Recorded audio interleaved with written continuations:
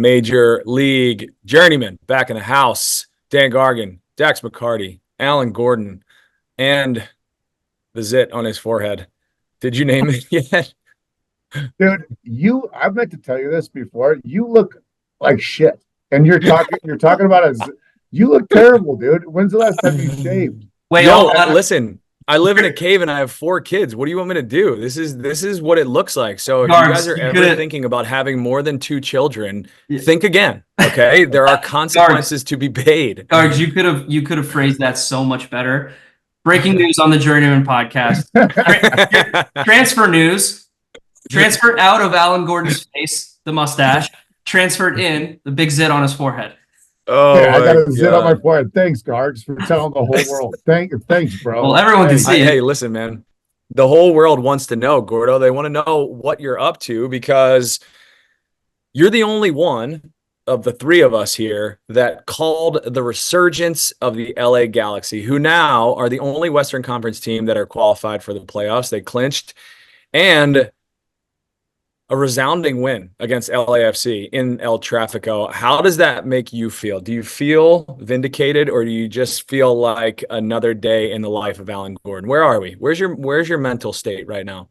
You just have to have a little bit of quality and know that you're a veteran of this league and you've been around because you're a journeyman.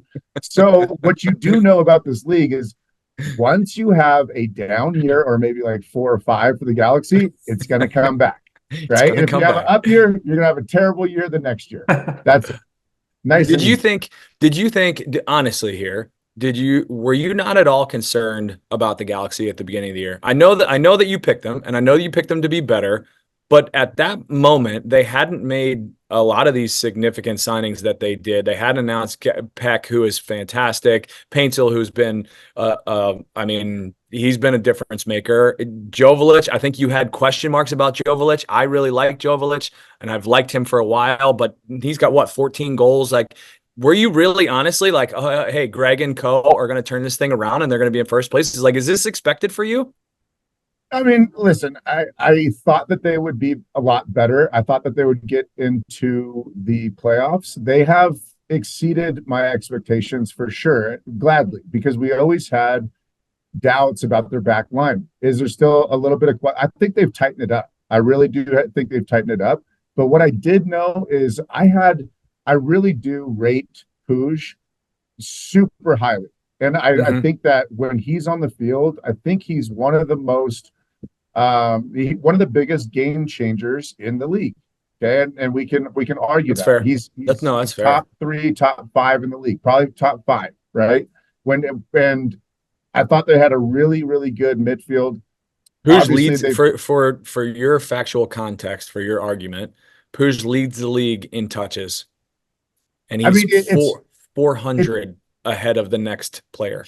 400 touches. He really is incredible. And I will say that I watch a lot of Galaxy games. I think he is phenomenal. It's not just the touches. They're not useless east to west touches where he's getting the ball and he's passing it to the side. He dribbles north and west, or he makes teams shift and he creates holes because he's driving with the ball and he never loses it. And he's so much faster with the ball than without the ball. And then the defense has to shift, obviously, and then he's going to find people that are open.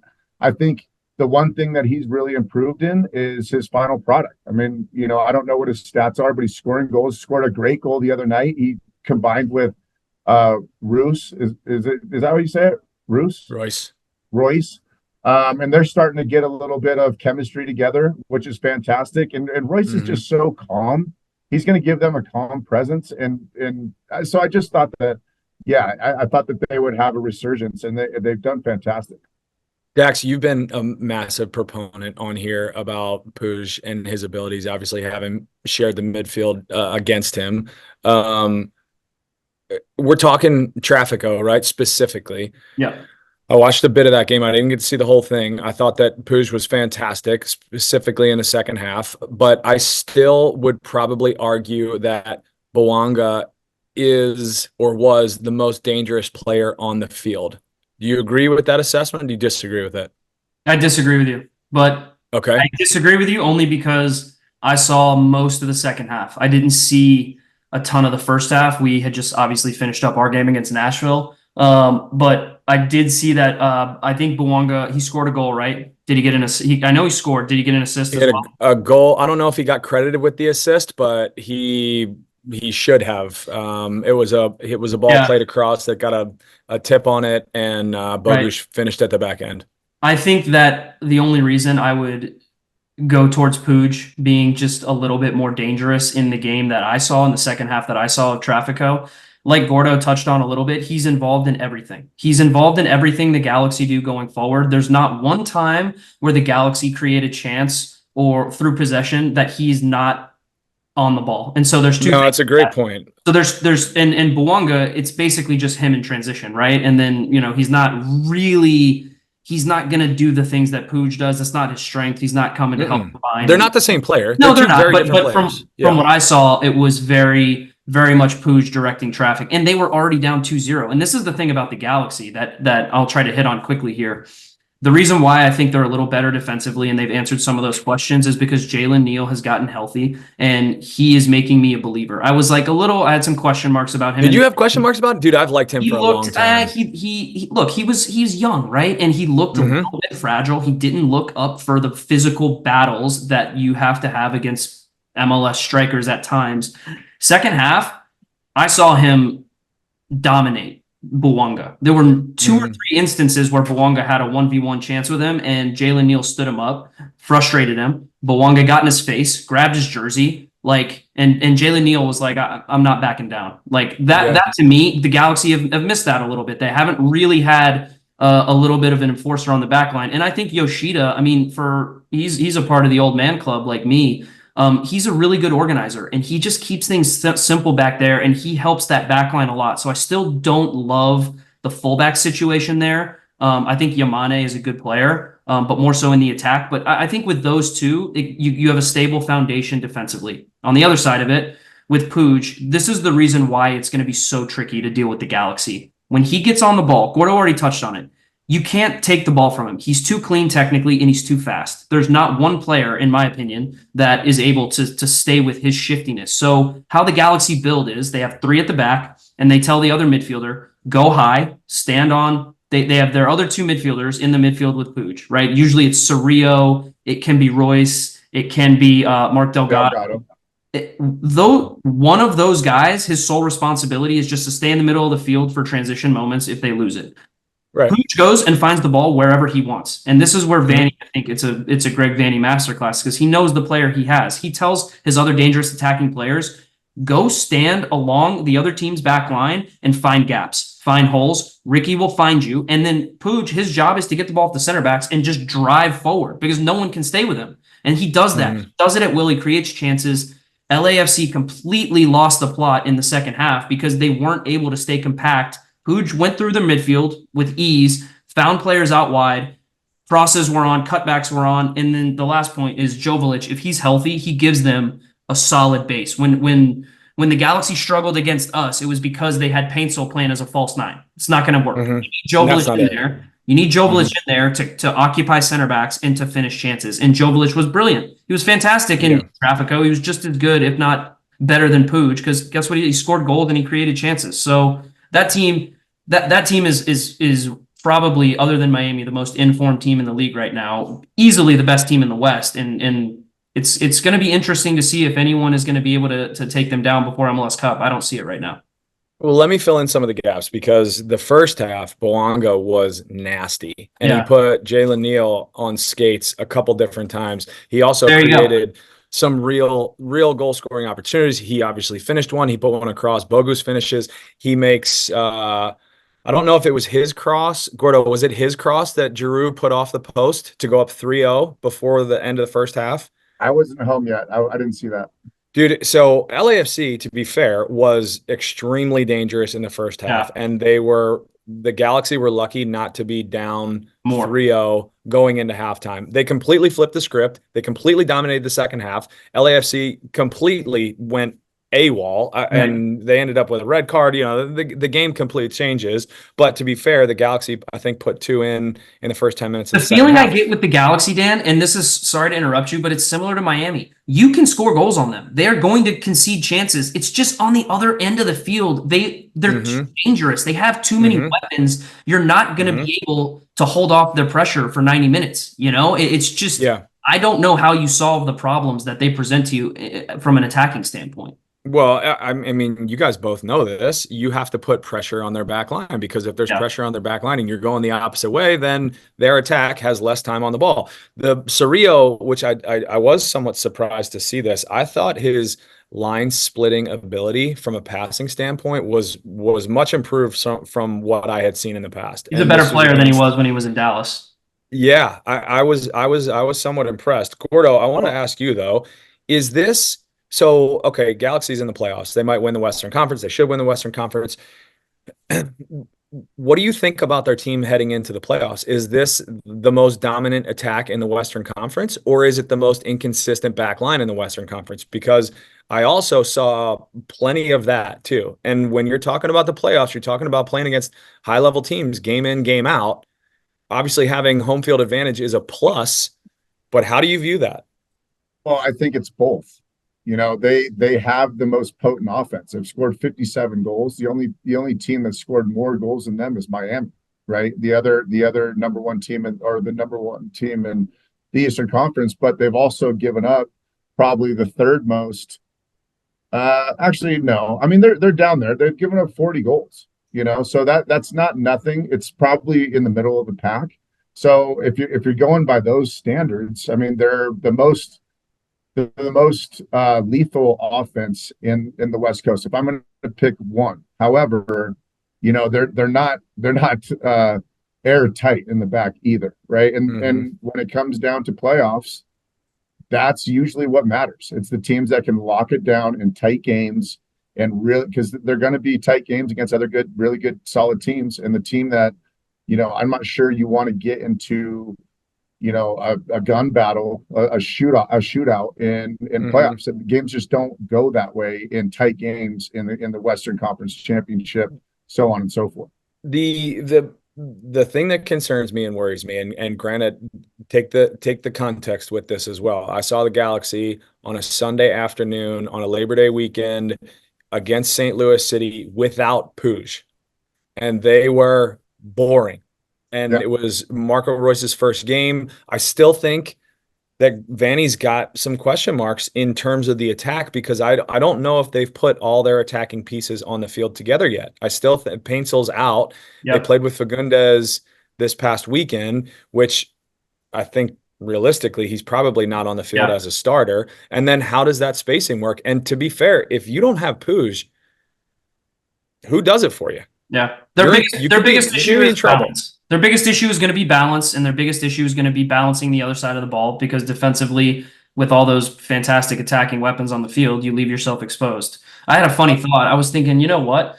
If I'm an opposing team and I'm going on the road, how about we get like an old school style Dima Kovalenko D mid to just man mark Puig the entire game? Like, just follow him, just go anywhere. I don't know if you remember this, Gordo. I think I've mentioned this once before, but we were playing Montreal at home, and Nacho Piatti was doing crazy stuff to people at the time. He was in such good form, and Veljko Pano at the time was like, all right, Mo Adams, you're a young defensive midfielder out of college. Guess what you're going to do? You're just going to go stand next to him, and you're just going to man mark the whole game, and I don't care where he goes, just follow him. Do you remember that? Oh my God. And I remember he was looking over at Mo and looking at the sideline like, he's like, what do I do when we get the ball?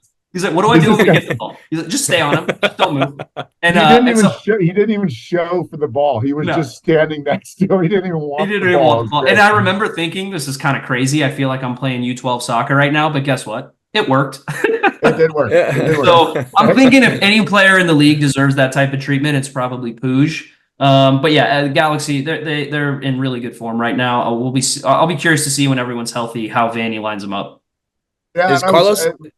Last point here is I think that's why Cerrillo had such a good game, is because he wasn't with Delgado. I think the mix with him and Royce was much better for him, because when him and Delgado were those two, they get in each other's way a little bit. Yeah, they just do these little passes side to side, and it looks cute, but nothing's really going on. And to Dax's point, which was, spot on, he doesn't have to do anything. He can go stand over there and split lines a little bit better. So it was much more suited for him to have a more productive game, and which he did. He did a good job. So Is Carlos Vela a significant signing for LAFC?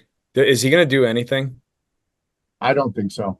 He may score a goal or two here and there, but I don't think you can be out of the game as long as he's been out of the game and come in super fit and be like incredibly effective. I think I think he could score a penalty, in the playoffs. He's used Would to he even take the moments. penalty? Didn't Bouanga take the penalty out of his hands? But think about I'm talking more of a shootout, right? Like you put him in the last 10 minutes of a game, you see if he can grab a goal. He was already physically, I think, dealing with some things, right? He wasn't the same player. He had lost a step, which is natural. We all do.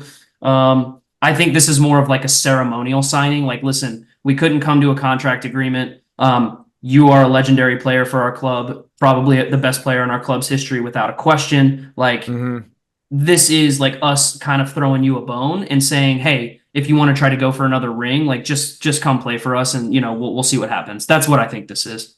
Fitness has always been kind of a question mark for Carlos Vela, though, and being off the field for as long as he has been, to bring him back in the middle of September. Gordo, do you think ceremonial. Is he even going to be fit to play by the time the playoffs start? Like, do you see a fit Carlos Vela walking out on the field?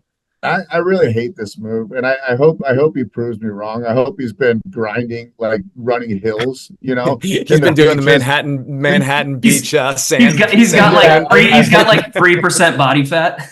Yeah, I hope that for him, but I hate this move, man. I really do. I think they're drawing it. I think they're grasping. They need something, and I don't think he's it, man. I really don't. And he's one of my favorite players in MLS history when he was on. When he was on his run in form, but this just looks desperate to me. And I don't see him coming in and giving any, significant impact for but that's why I said it's ceremonial. It's not I don't think the expectations are not high for what he's going to provide them. Yeah, but Dax, do you think this is the first time? This is the first time in 4 years. Well, how long has LAFC been around? 4 years? 5? More than that. This is 5 or 6. 5 or 6. Yeah. Okay. So this is the first time in 5 years that I truly feel that the Galaxy are better than LAFC. That's fair. Yeah. I think you might be right, Gordo. That's a poignant statement that hasn't been able to be said for a while. Greg Vanney, also, I think, because he made the playoffs, because they clinched the playoffs, he has another year now guaranteed with the Galaxy, which I think was a question mark, obviously, that we discussed coming into the beginning of the year. Would they keep him past this year? That's been decided. So that maybe is, another 18 months of being able to develop a side that might be able to stay on top of LA. We'll see. Gordo, you're at maybe Seattle, but maybe certainly one of the other in-form Western Conference clubs in the Colorado Rapids at that game on Saturday night. What'd you learn from that group? We have Keegan Rosenberry on the pod. He shares a little bit of, I think, the development of their squad under Armis and kind of the mental maturation that they've gone through. You saw it on the field up close and personal, which is different than watching it on screen. What was your takeaway? What was your biggest takeaway of that group? I thought this was the best I've seen them. I thought, it's kind of like this has come down to, I thought they were scraping by results early in the year and didn't look great, which is important in the MLS because now they find some form. I feel like, they got a good solid 11 out there that are working together. I thought they did. I thought they played fantastic. Cole Bassett's been a guy that's really impressed me. I mean, he's got a motor on him, and he's actually got some quality. So this is kind of a dude. He finds himself in some pretty good spots in the attacking third. He did. I mean, no knock on him, but he's kind of like a poor man's Puig. He dribbles and drives, and he drives down the middle. and he's been really effective this year from the times that I've saw it. I'm super proud of him. And then our boy Georgie Mihalovic. Your boy Georgie. that you don't know his name. Georgie. I called him Jordy for a whole year that I played with him, so it's hard for me to get his name right. True. But dude, he's obviously he's come in with a lot of pressure. We talked about it, and he's been fantastic too. He's the quality that the Rapids needed, and he's proven it time and time again. He's coming up with big goals. He's coming up with big assists, and he really links that team together. So he's really been that quality piece that they haven't had in quite some time. Gordo, let me ask you how things look defensively without Bombito. This guy, like, come on, we can all agree. I think he hit the top speed in MLS this year of all players. Like his speed and athleticism. Dude, he is fun to watch. Yeah, he was incredible. What a find by the Rapids there. But obviously with the summer that he had, selling him to League it could be a big loss for them, but I think you have Lawless Abubakar who stepped in and probably done a good job because he's got a ton of experience. But I'm just curious defensively how they've looked without Bombito, and if you think that'll be a big loss for them going forward. It was certainly a big loss. He's a good player. He got sold, and you hit it on the head. I mean, I think Abubakar came in. Sometimes Abubakar can get out of position and get sucked out because he is so aggressive and he wants to get up. And he wants to press, but he creates some holes. But he's been able to do well. And Portland, I don't know if it was more of a Portland thing or a Rapids thing, but the Rapids look very in control. Zach Seffin's been in control back there. He's making saves when he needs to, and he's been a good presence for them. And so they look solid in the back. They really did. And maybe it's more of Portland not looking as dangerous as maybe other teams could, but it was a very comfortable win for them from the stands. What did you learn about Portland? Yeah. I didn't feel any teeth at all from them. I feel like they've been very, very blah for a while now. Well, I don't know, man. The conversation around Evander is that he should be in the conversation as the best 10 in MLS. I've seen that thrown out there, and like if you actually look at his numbers, like they're pretty staggering. Like he's having a really, really, really good season. I meant more just as their team. Like I don't know what it's from, but I get a feeling like that's how I feel when I watch them play. I just I feel similar to what Gordo's saying. It's like where's the life in this thing? Yeah. Interesting. Did my old man brother Diego Chara, did he play? How does he look? Oh yeah. Yeah, still got some legs. He's not the Chara of old, but it's always good to see him out there. He's always battling, Is that how you describe me? He's not the Dax of old anymore, but he's battling. But I'm happy for him. He's got. I'm really happy for him. I just hope he has fun out there. Yeah. Oh, there's a bit of a logjam in that Western Conference. I think we can easily say that the two LAs are maybe the cream of the crop, but the next five, I'm going to exclude Portland out of this mix. The next five: Colorado, Salt Lake, Seattle, Vancouver, Houston, 47 points to 44 points.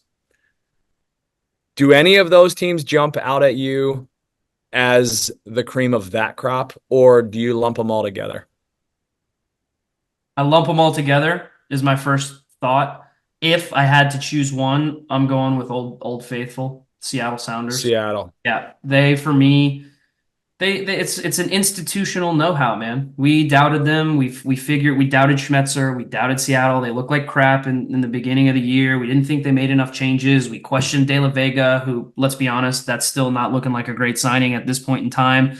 But it's the Seattle Sounders. Like Rui Diaz, he's already said he's leaving, and they just keep on trucking, man. Jordan Morris has had another good season. He's been productive. Like he's kind of solved their problem at the 9. So like that was where my concern was. Who scores goals for them? Rusnak is probably playing the best he's ever played in MLS, and he's just putting up numbers left and right. So, look, man, Seattle, you just can't ever bet against Seattle. And if I had to pick one team to kind of emerge from that pack as like challenging the LA teams, I'm going with Seattle.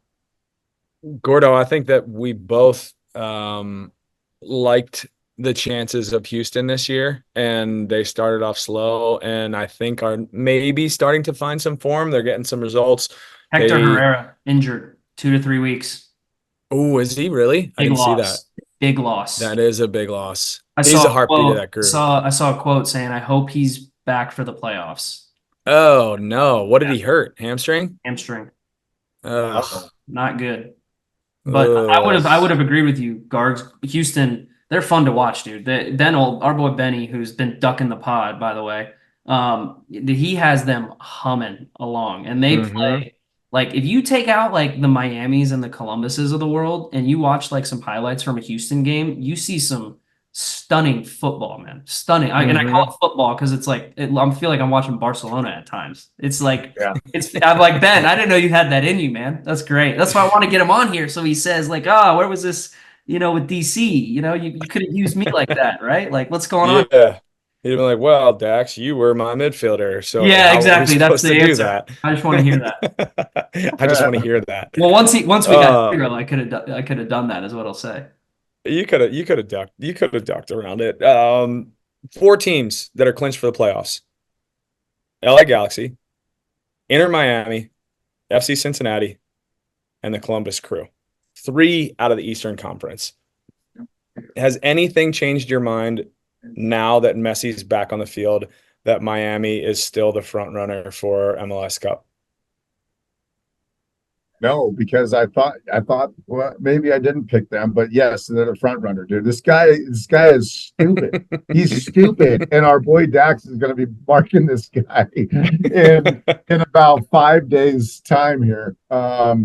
He's so incredible, dude. Like, gosh dang. I mean, he's phenomenal, and to watch him and these guys, I almost want to hate the link up between Jordi Alba and Messi and Suarez. I want to hate it.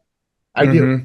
because it's like It's it's like annoying. they're playing 7v7 in It's a training. cheat code, man. It is It's a cheat code. it's a cheat code. They know what they're doing. They do it at time and time again, and they're just talk about players that these high level players, man. I was talking to some kids who I was coaching, and I just kind of reminded me of Robbie Keane. Robbie Keane, the most impressive thing about him was that every single day after training, every single day, he did this very non-athletic finishing stuff. Like he would grab 10 balls. You remember this, Gargs? And he would Mm-hmm. go on the left side of the box, right on the Yeah. 18, and he would curl the ball around the goal.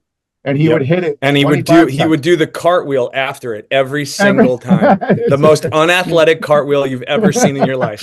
and he would do it every time. And what I told him was, that's not the brilliance. Okay, it's the brilliance is that he had the soccer IQ to find himself in that specific position during games because he knew that was his bread and butter. And so that's the brilliance. You can practice something over and over again. And for most people like myself, I wouldn't have the game kind of takes you over and you forget about getting Mm-hmm. into those positions as a player, Mm-hmm. right? These three guys, they know exactly what they want to do in the game and they do it time and time again. And they're like, hey, try to stop this because we Mm-hmm. know this works and we're just going to do it again and again and again. And that's Mm-hmm. the brilliance and the soccer IQ that these guys have that is really fun to watch. And it's almost annoying because they do it so well. So to answer your question, dude, that you have to pick them as the front runners. They're going to win the supporter shield. They deserve it. They've been phenomenal. Everybody questioned Suarez. Everybody questioned that whole team of older players, and they're Mm-hmm. they're just really really fun to watch. And it's a phenomenal season that they're putting together. Dax, did you get a chance to watch any of that one? Was it Miami, Philly? Miami, Philly. Only highlights. They played at the same time as we did. Miami has won 16 of their last 20 games. Most of those Wins. without Messi. Wins. Yeah. 16 in their last 20. That's incredible. And uh, you know, uh, also though, to your point, most without Messi. And now you have the greatest player in the world still currently greatest player in the world, back in form, 2 goals and an assist. I mean, some of the touches that this guy had, and just the vision and the one-touch pass. I mean, the movement is outrageous, but I wish you the best of luck on Saturday. So is basically where I'm getting to. We actually play them Wednesday, which is tomorrow. Wednesday. So yes, big game. But anyways, we've talked about their connection before, and how angry it makes me when I see Messi score the same freaking goal over and over and over again, and I can't understand even little things that I watch from the opponent, like Philly, like Jim Curtin, disciplined team, Diamond, like they have a 6. Yep. Your job as a 6, fundamentally, just watch the cutback. Who cares where Jordi Alba, if he crosses a million balls in the box, just stand on the top of the box and watch the cutback. How many times do I have to say it? Just do it. Yep. And then again, every team, the cutback, I feel like I'm bashing my head against the wall. Please just stand at the top of the box. That's where Messi wants to go. He wants to get he was on the right side of the field, clip a ball over to Jordi Alba, make a late run, just a sprint by. And he's not going to run the rest of the game, but he's going to do it and he's going to score. Like, I feel like I'm taking crazy pills because I see it and it works every time. Do you know what I mean? Like, you just can't. Yeah. Whatever. I'm gonna take a slightly different approach. They're gonna win the Supporter Shield, which will be deserved because of how consistent they've been and how great of a coaching job Tata Martino has done. Give credit where credit's due. Yes, to me, credit where credit's due. I always said he was a great coach. Let's make sure that it's acknowledged. Come on, 100%. Credit, acknowledge. And yes, you say he's the best coach in the league. I'm just not you, Gordo. You weren't involved in this. Yes, I was involved. You weren't on that episode, Gordo. They have 62 points. The record's 74. Do they break the record, Dax? 6 games left. I think they break the record, and I think they win the Shield and break the record, yes. There is just something in me that tells me that they still aren't going to win MLS Cup, and they aren't the favorite for MLS Cup. And the only thing I can think of is why I feel this way is that when all their best players are fit and healthy, you're going to have Messi and Suarez on the field together, and we all know what they can do going forward. The problem is on the other side of the ball when you have to defend. You defend essentially 11v8, okay? And so because they don't defend, and that's fine because all the stuff they do going forward, they need energy. I understand that. When you play teams like Columbus, teams like LA, teams like Cincinnati, who are fundamentally fantastic teams in possession, you are giving too much of the ball to the opponent without getting enough pressure on it. And so we all know Miami's great in possession too, okay? So it's going to be a little bit of a battle when these teams play. If they meet in the playoffs, it will be a chess match. I just can't help but shake the feeling that Miami's back line is going to be put under too much pressure and they are going to break eventually. And if the other team can get the balance right of just how to try to eliminate Messi and Suarez, which is not easy, I'm not saying it is, it just feels to me like it's too much pressure on the remaining 8 players on the field to try to pick up the slack for not 1 player, but 2. So look, call me crazy, and I might be. I just get the feeling that these guys, when you get into a one-off playoff game and the intensity is going to be there from the opponent for all 90 minutes, I don't know. It feels to me like Miami, it feels like they can stumble much, much easier than they do in the regular season. Are there any other clubs in the Eastern Conference that have a realistic shot at making it to the final outside of Miami, Cincy, and Columbus? Do you feel like there's anybody there? Red Bull, Orlando, New York, Charlotte, Toronto, DC is the current crop. Atlanta sitting in 10th. But similar to your question about the West, if I had to choose one, I'm going with Orlando because of how good they're playing right now and how good a form they're in. And honestly, I just Oscar Pereja has them playing really, really good soccer. And the crazy thing is, I love what Oscar has done down there because he's made tough decisions. Duncan McGuire, not starting. Luis Muriel, designated player, not starting. So he's not afraid to make big decisions, and he's not afraid. And that's I feel like that falls in Oscar Pereja's DNA. Yeah, Oscar Pereja is the boss, and he will make sure that everybody in that room knows that. But you guys know as well as I do that more times than not, salary and contract that dictates who plays, and we all agree that shouldn't be how it is, because that's not how it is at other places around the world, because you can sign players and pay them whatever you want, but in a salary cap league, it's difficult.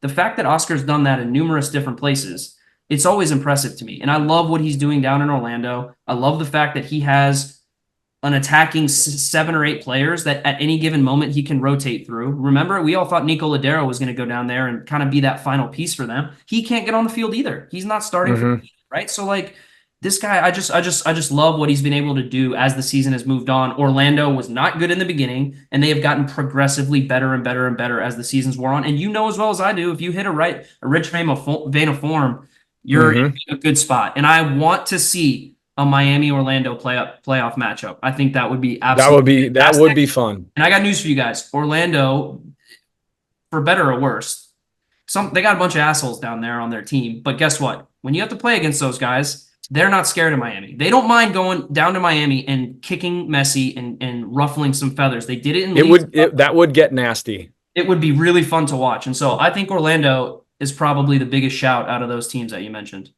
Gordo, you taking Miami or the field if you had to pick one right this moment? I'd take the field. You're taking the field? I'll take the field in the playoffs. Dax, are you taking the field? Yep. Why, Gordo? Because it's the field. There's more opportunity there. Okay. You should have just cut it off. You should have just cut it off because it's the field. It's the field. I mean, you pick Tiger or the field. All right, Tiger's gonna win. Tiger's gonna win, but the field's got a better shot of making it. Vegas picks the field always. I mean, I still think just because we're singing all these praises to Miami, I still think Columbus is the best team in MLS. I mean, historically speaking, I know I'm contradicting myself in a way there, but I still think that they are the champs. You got to beat the champs. And so they've won everything. You get them into these positions. I think they're a very, very dangerous team. In a playoff situation. Cincinnati is not going to be easy either. And so I would take in a 2-game, over the season, they've been the best, but you get them into these tight games. And, Dax mentioned some reasons why he's nervous to put them in a playoff situation, not getting pressure to the ball, the back line, all those things that we have questions with the Galaxy as well. The 2 best teams in the Eastern and Western Conference, I think, are exposed in a playoff tight battle. And so for those reasons, I would take the field. Gordo, is Dax and Atlanta United getting into the playoffs? Losing at home to Nashville. Are they getting in the playoffs? They're sitting in 10th right now. Yeah, I see them. Smart here. With the run of form, I don't think they look great, man. I don't see a lot of hope there. I would say no. They got Atlanta, they got Philadelphia and Montreal right under them, right there. I think that's going to be tough for them to keep pace with them. If anybody's going to break through, I would take Philly. Yeah, but we play both of them, Gordo. Don't forget. Yeah, it doesn't mean the proverbial 6-point swing. That's it. The old Bruce Arena 6-point swing. I don't blame you, Gordo. I know what you're saying. I don't blame you for if you would have just watched our performance against Nashville, then fine. I get it, right? But the funny thing is, we just went to Charlotte 2 weeks ago and had a great performance, like top to bottom. So I don't blame you.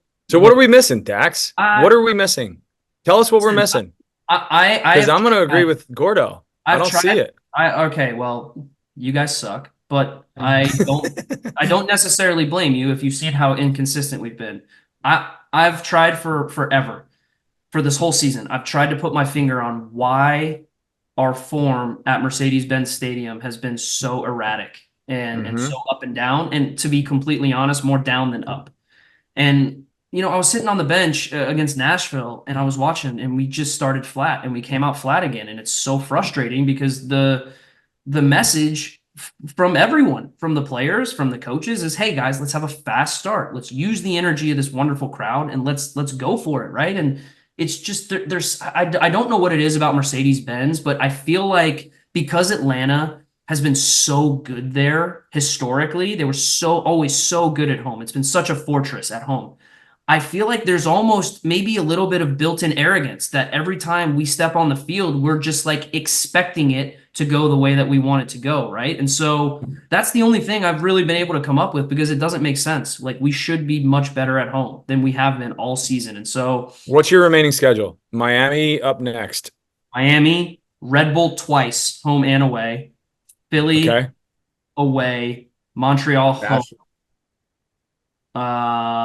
Orlando away. Not an easy schedule, but teams that Not are an easy around us. schedule. So look, I'm very upset. Well, you make your own destiny, right? That's what it is, right? And look, I can. The fans have every right to be upset about the way that we performed against Nashville, and honestly, the inconsistency that we've shown all year.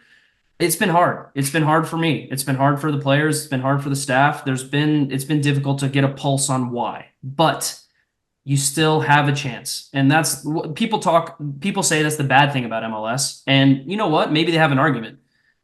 But as a player, there are still consequences, and we still feel like we have stuff to play for, right? Like, guys are, I'm retiring, newsflash, but guys are playing for contracts. Like, guys are playing for their futures. Like, still playing for something to prove. And so when that is the case, and when we have a chance, and you tell me we have a chance, we'll still give everything. I'm still going to give everything to help us make the playoffs. Now, whether that happens or not, right? I guess that's anyone's guess, because the team that showed up and played against Charlotte, that team makes the playoffs for sure. The team that showed up and played against Nashville, that team doesn't. So which one's it going to be? Like, I'm hoping it's the team that played against Charlotte.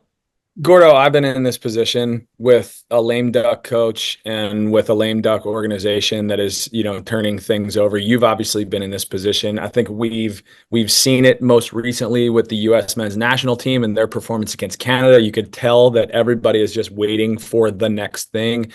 The locker rooms always feel like that because you have 30 guys that are all on completely different pages, whether that's contractual, whether that's life, whether that's retirement, whatever it is. Is there any way to get a train like this back on the tracks? Do you feel like that's an actual reality? I don't, man. And I when Dax is just talking, dude, the only thing that I could think about was my last two seasons. Colorado and Chicago. Okay, both very, very similar to what Dax is going through. And I just remember the times in the locker room, exactly what Dax is saying. I mean, everybody wants it. It's not that guys are in the locker room and are like, like, it's never that way. And I just remember the rah-rahs before the game. And no matter what, no matter how hard and difficult it's been all season, everybody's there, and we're all professionals and we're all competitors. And you remember, you're just like, boys, this is it. We're at home. We're going to do it. Fast start. And then you go out there and it's just not there. Like, you can't get it on the field, just doesn't click. And it's the most frustrating thing in the entire world. So I want Dax to go out in the playoffs. I am going to be rooting every single game. My boys will be rooting for you. You deserve it. You deserve to have one last step in the playoffs. You've got a fantastic career, but everything in my body, just remembers those moments, and it's so hard to find. And maybe one out of these last 6 games or 2, I hope it's more, but it's really hard because when the chemistry on the field, something's got to change, dude. Something has got to change. You can't go out there and do the same exact thing that you guys have been doing, or that we were doing, and expect a different result. There's got to be like something drastic, like change something up, change it up. Like you got 6. If I'm the coach, I am making dramatic changes. I'm sitting some players that haven't been performing, and I'm like, I'm done. I can't trust that you are going to do the things that I want you to do. Change it. Try something new. You have no risk. There's no risk at this point. No risk. And so for those reasons, I don't think so, unless there are big personnel changes on the field. Dax, I'll tell you what. You love proving me and Gordo wrong. So you got 6 games to do it. Starts with your boy Messi tomorrow night. We wish you the best of luck. Gordo, A+ performance out of you. Cheers. What about this guy? He was a participant. I think he's making you that's smarter, what it honestly. was. I think he's making you smarter. Could be a brain tumor. It pushed on the right frontal lobe of your brain and knocked some things into place. I love it. Dax, we'll see you out there. Journeyman, good one. Adios.